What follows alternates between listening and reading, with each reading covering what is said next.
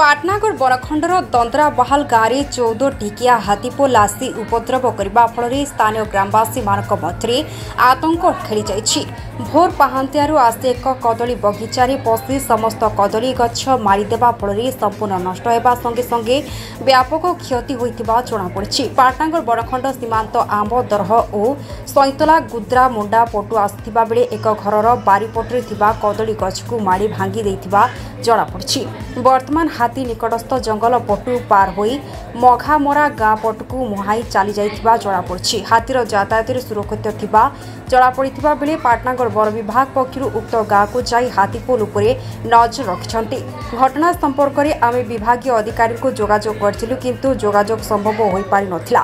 One विभाग तरफ क्षतिग्रस्त चाषी को आवश्यक सरकारी सहायता जोगाई देबाकू ग्रामवासी दाबी करछन्ति।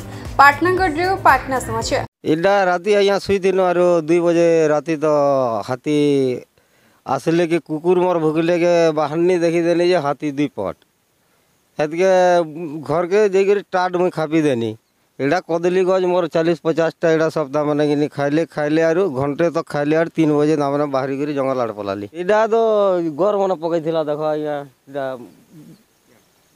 30 टा खंडे तो एटा घर पकालाटा मैंने घर मन बाहर तुला कदली तो आज्ञा कदली कुदला बिकी मोर छुआ मन घर चीनी चाहा भन्न बाहर तुला हेले नहीं आबार तो आज्ञा लोक मन आई देखी कहून जे एंदा एंदा कह आर इटा क्षतिपूरण तो देवार कथा बोलिक कहून।